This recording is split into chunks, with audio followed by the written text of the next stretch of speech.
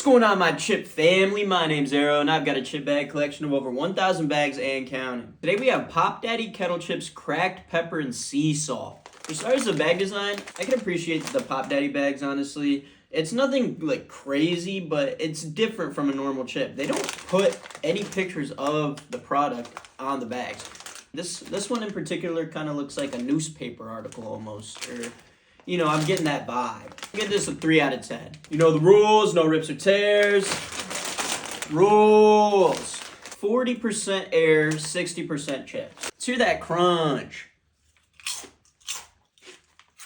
I tried all of the Pop Daddy pretzels not too long ago, maybe sometime last year. If I do have a problem with a certain flavor, it's usually a consistent problem with Pop Daddy. I feel like they absolutely load their snacks in seasoning and salt, oil. And as you guys know, I am a salt enthusiast, okay? A non-salty chip is one of the worst things in the world. Right behind death and probably bungee jumping, I'd put above that. But everything else below a non-salted chip. But there is a limit. There is such a thing as too salty of a chip. It's like, I do not want to be dehydrated after eating 2 chips. That's just not the way to go.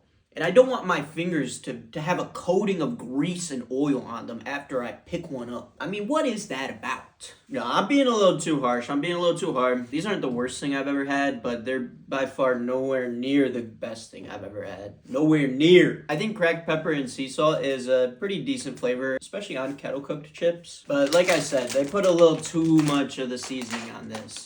For real. Like cracked pepper, I feel like is a pretty strong flavor. You don't need a lot of cracked pepper to taste it. To make it even stronger than some other cracked pepper chips I've had in the past, we're gonna give these a 2.4 out of 10.